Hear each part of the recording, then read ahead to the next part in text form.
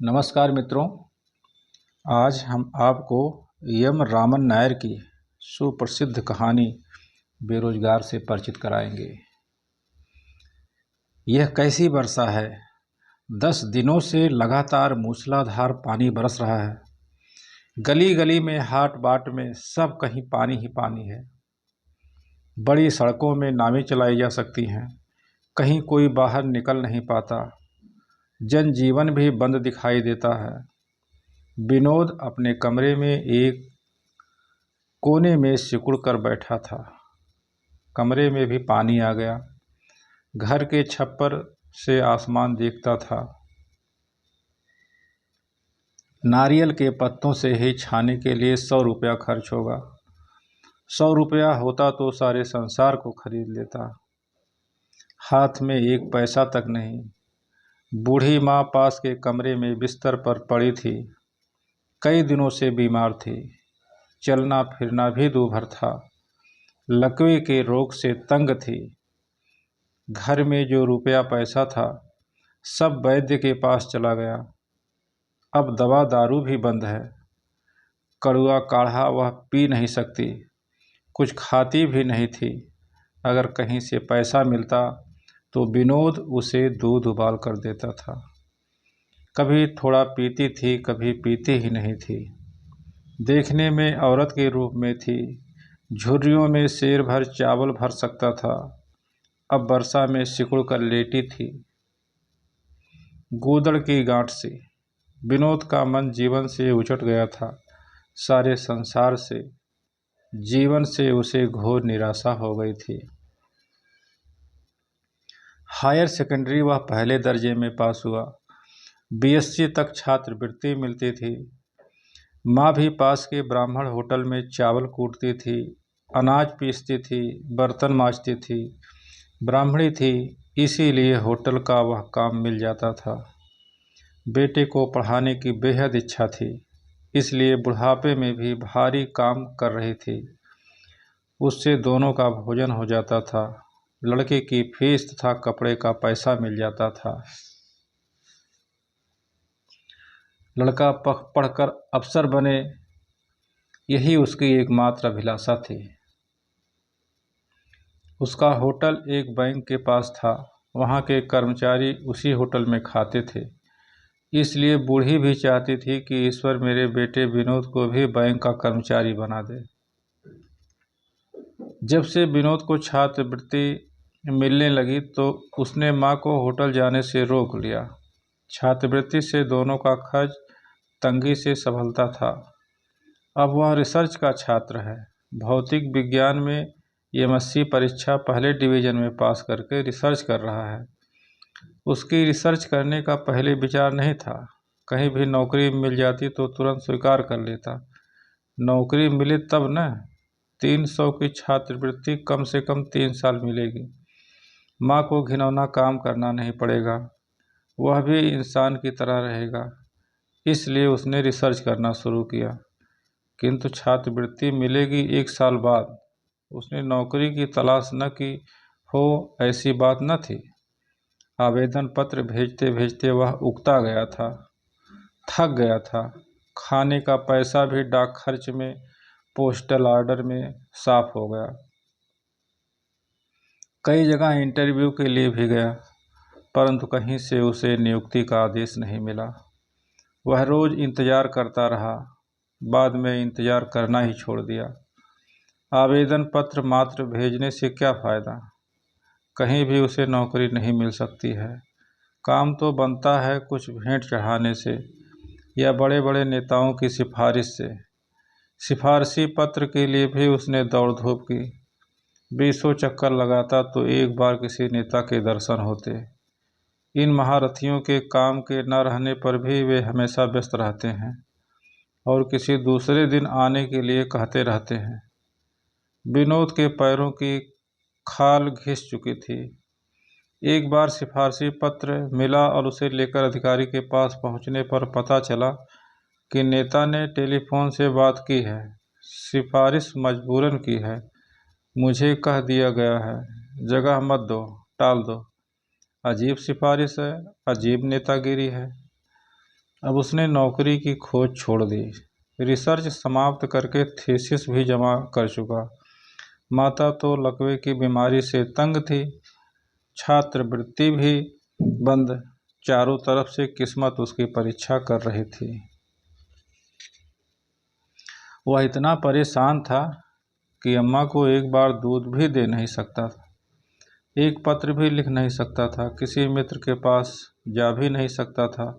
उसके कपड़े इतने मैले थे कि उन्हें पहनकर दिन में कहीं बाहर निकलने की हिम्मत नहीं पड़ती थी। एक दिन उसके पड़ोसी के नाम पर 50 रुपये का मनी ऑर्डर आया। उसके बेटे ने भेजा था। मन में तर्क हुआ, उसके दस्तखत करके रुपए क्यों न ले लूं। बेचारा 1 महीने का इसी पैसे से खर्च निकालता है। मैं हड़प लूं तो वह भी परेशान होगा, भूखा मरेगा। लड़का मद्रास में किसी होटल में बर्तन मांजकर पैसा भेज रहा है। छी, इस पैसे को हड़प लेने से बेहतर है चुल्लू भर पानी में डूब मरना। वह लड़का भाग्यवान है, महीने का खाना और कपड़ा मिल जाता है, ऊपर से 50 रुपया भी। मैंने कितनी बार कोशिश की थी कि कहीं दुकान में छोटा मोटा काम मिले। पीएचडी डिग्री वाले को कौन ऐसा काम देगा, होटल में बर्तन मांजने के लिए कौन रखेगा। मैंने एक होटल वाले से यहाँ तक प्रार्थना की थी, मुझे बेरा बनाकर रख लो। वह तैयार नहीं था, इसलिए कि वह सोचता था पढ़े लिखे से यह काम नहीं बनेगा। वह तो कंक्रीट का काम करने के लिए भी गया, लेकिन उसके तन में इतनी शक्ति ही नहीं थी। उसकी पढ़ाई ने उसके मस्तिष्क को सशक्त बनाया था, काया को दुबला। इसलिए कठिन शारीरिक काम उसके बस का नहीं था। अब भीख मांगना ही बचा था, किंतु मन न लग पाया।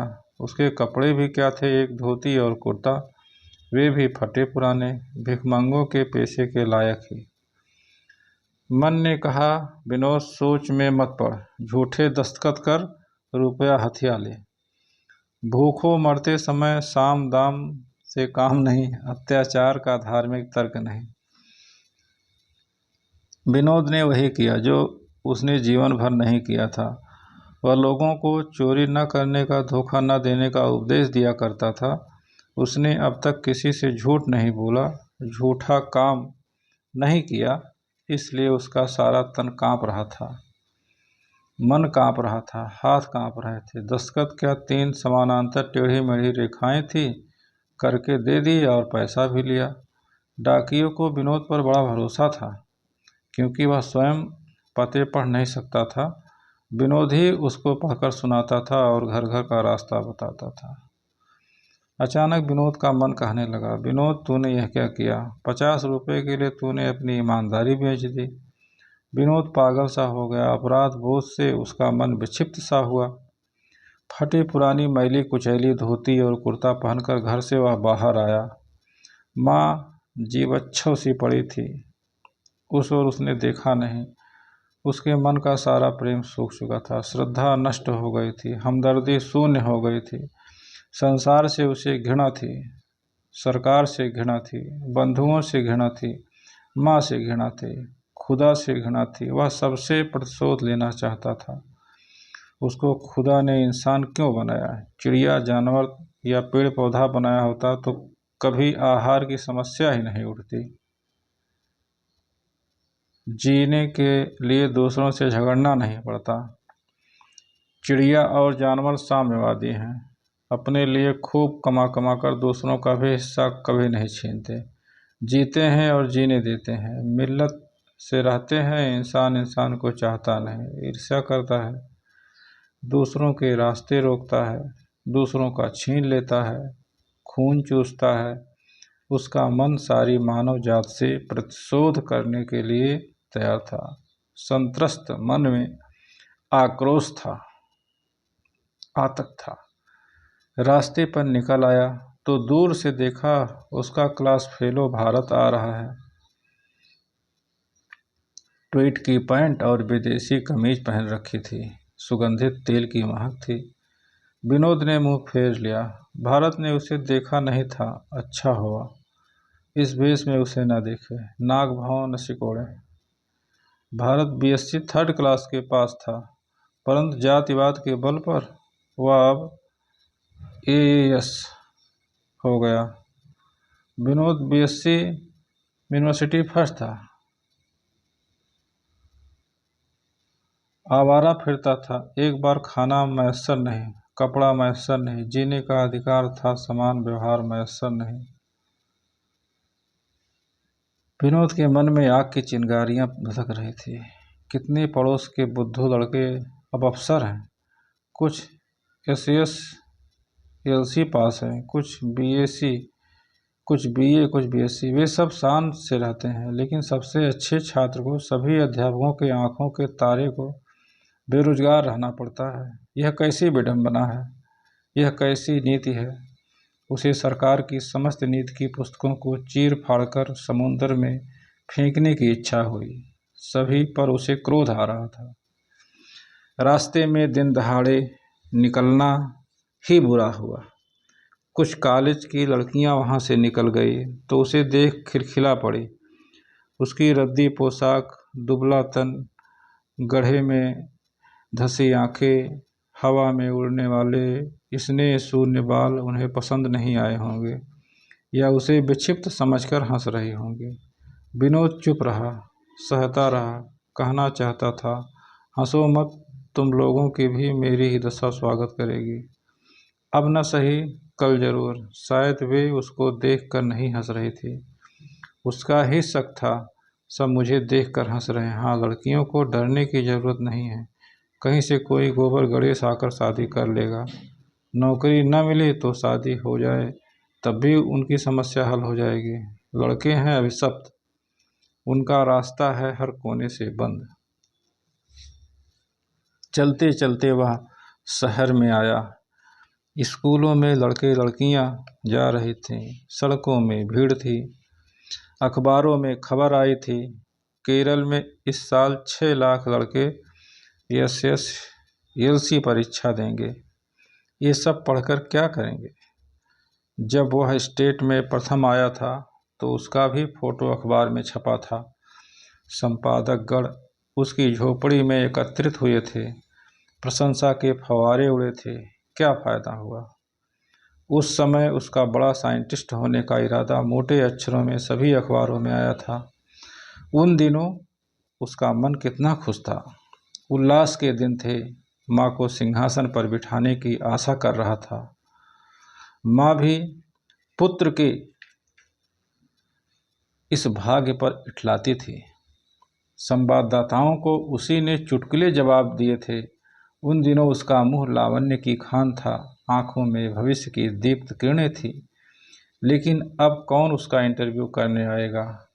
पीएचडी तो बड़ी चीज नहीं है, उसमें प्रथम भी नहीं है, गर्म समाचार भी नहीं है। इन लाखों लड़कों और लड़कियों को शिक्षित बनाकर सरकार सबको बेरोजगार बनाएगी। सर्वप्रथम को भी नौकरी मिलने में कठिनाई है तो बाकियों की क्या हालत होगी? कहीं कुछ दाल में काला है, उसे काटे बिना, ठीक किए बिना देश की तरक्की संभव नहीं है। उसने विचार किया। उसको यह सोचने का अधिकार नहीं है। नेता लोग हैं, अधिकारी हैं, वे सोच लेंगे। सोचने के लिए उन्हें अवकाश है, मस्तिष्क है, सुख सुविधा है, डीए टीए मिलेगी, वीआईपी ट्रीटमेंट मिलेगा। इस नरक के कीड़े को इन बातों पर सिर खपाने का क्या अधिकार है? वह आगे बढ़ता जा रहा था। कहाँ जा रहा था उसको मालूम नहीं था। इस लक्ष्यहीन यात्रा का क्या परिणाम होगा इसका भी उसको पता नहीं था। सब जा रहे हैं, दुनिया घूम रही है, सब एक प्रकार के चक्कर में है। विनोद भी चल रहा है। जब वह मोमेंटम है, चलेगा। जब वर्षा आएगी, रुकेगा, फिर चलना संभव नहीं है। महान वैज्ञानिक न्यूटन का सिद्धांत ठीक है, उसके जीवन पर भी लागू है। उनकी सारी गति अब इसलिए बंद है कि परिस्थिति ने उसके सम्मुख अवरोध डाल दिया है। उसकी भूख थी, प्यास थी, व्यवस्था थी। अब हाथ पैर में पैसा है, अपना न सही अब अपना है। उससे वह सबसे बड़े होटल, 3 स्टार होटल, एम्बेसी में भी भोजन कर सकता है। उतनी रास तो हाथ में है ही। शायद बेटर उसका बेस देखकर भीतर घुसने नहीं देगा। उसके हाथ पर 1 रुपया रखे तो उसका बाप भी मुझे भीतर जाने देगा। मुद्रा इंसान का शहंशाह है। मुद्रा इंसान का शहंशाह है। उसे देख बंद मुंह भी खुल जाता है, क्रुद्ध आंखें भी सीधी हो जाती हैं, हंसी आ जाती है, बद्ध कर भी मुक्त हो जाता है, घृणित भी प्यारा लगता है, बेहूदगी भी धारणीय होती है। विनोद खिलखिला पड़ा। उसकी हंसने की आवाज़ पास की झील में टकरा के वापस आई। भौतिक विज्ञान की जीत है। वह दिगंतों तक गूंज उठी। उसकी आवाज़ सब सुनेंगे, घबराएंगे, घबराना चाहिए। महलों के महाराजों, सुनो, परिवर्तन की शंखध्वनि आ रही है। ऐसा लगा कि उसके विवश शरीर में भीमाकार शक्ति आ गई हो। उसके शब्द बार बार प्रतिध्वनित हुए। वह बार बार अट्टहास करने लगा। उस अट्टहास में आनंद था, क्योंकि कम से कम वह प्रतिध्वनियाँ पैदा करता है। बाकी सब उसके संबंध में शून्य था। उसको पूछने वाला कोई नहीं था। परंतु प्रकृति, केवल प्रकृति अपना धर्म पूर्णतया निभाती है। कहाँ जा रहे हो? दोजख। दोजख बहुत दूर है।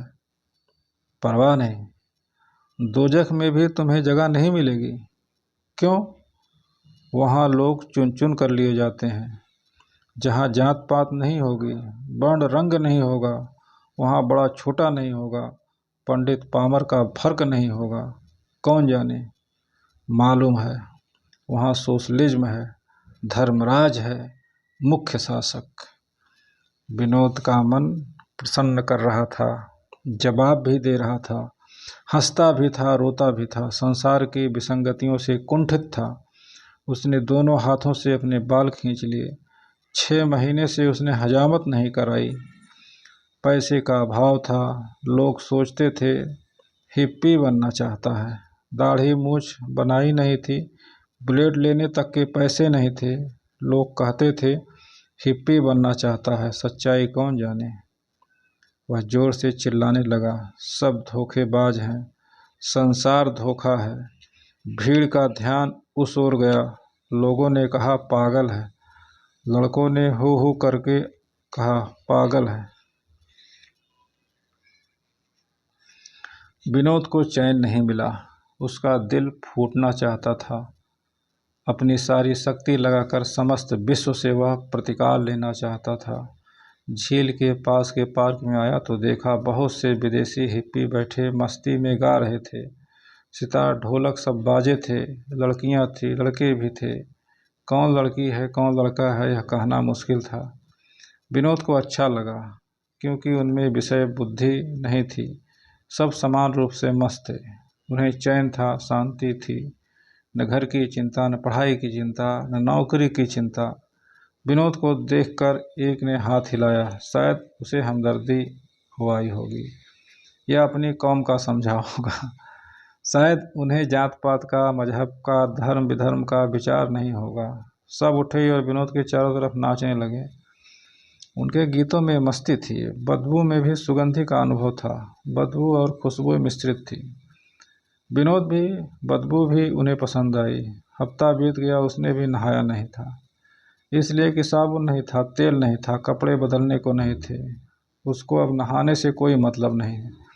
जब जीने से मतलब नहीं तो नहाने धोने से क्या मतलब। मुंह धोने और दांतों को साफ करने से क्या मतलब। विनोद उनके झुंड में बैठा था। उन्होंने एक अद्भुत वस्तु विनोद को खाने के लिए दी। खाते ही कै आई, मतलब उल्टी जैसा हुआ, इसलिए उसने निगल ली। कैसा आनंद, सारा आकाश घूम रहा है, सारी धरती घूम रही है, सारी मित्र मंडली घूम रही है। दर्द नाम के लिए भी नहीं है। न माँ का विचार था, न बेरोजगारी की परवाह। शायद वह अमृत था।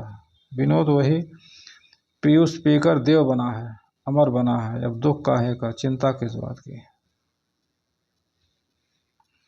विनोद को एक गोरी ने एक बोतल से कुछ पिला दिया। उसके पिलाने में स्नेह था। उसके हाथों से भी स्नेह ही उमड़ रहा था। उसके स्पर्श में भी स्नेह था। आंखों को बंद करके उसने पी लिया। कड़वा तीखा परंतु स्वाद और दुस्वाद से उसे क्या तात्पर्य। जब गिलास भर भीतर पहुंच गया तो दिमाग में विशेष अनुभूतियां उत्पन्न होने लगी। क्या विनोद कवि हो गया, गवैया हो गया, वाद्यकार हो गया। उसने ढोलक एक के हाथ से ले ली, उठ खड़ा हुआ, नाचने लगा, ढोलक बजाने लगा, गाने लगा। कैसा समेत स्वर आ रहा था, कैसा समेत स्वर। समस्त झुंड उसकी चाल पर, गीत पर आकृष्ट हुआ। वे भी उठे। फिर क्या था, सामगान की धारा फूटी, स्वर्ग की रंभा तिलोत्तमा मेनका का नृत्य शुरू हुआ। किन्नर गंधर्वों का गीत भी उसकी तुलना में कुछ न था। विनोद ने अभी तक कभी गाने का प्रयत्न नहीं किया था, किंतु कैसी अजीब स्वरधारा उसके गले से निश्चित हो रही थी। नृत्य के मास्टर की तरह कैसी चाल आ रही थी। उसको आश्चर्य था। वह आनंद के ऊर्ध्वलोक में विचर रहा था। चाह रहा था कि यही आनंद चिरंतन रहे तो कितना अच्छा होता। यही योगियों का आनंद है, जीवन मुक्त की अवस्था है। इससे बढ़कर समता और समचिंतन का नामो निशान संसार में नहीं है। नाच नाचकर वह बेहोश होकर रेतीले पार्क में गिर पड़ा। जो असीम शक्ति उसकी नस नस में थी वह कम हो गई। उसके मित्र भी रेत पर गिर पड़े। सब कयामत की निद्रा में पड़े रहे। कितने घंटे पड़े रहे किसी को मालूम नहीं था। जब विनोद ने आंखें खोली तो अंधेरा सा। सब मित्र विदा हो गए थे। एक अधभरी बोतल वहीं पड़ी थी। उसने उसे उठाया, एक घूंट पीकर चल पड़ा। पैर जमीन पर नहीं थे, मस्तिष्क और किसी कोने में चक्कर खा रहा था। घर आया तो माँ उसी टूटी खाट पर पड़ी हुई थी।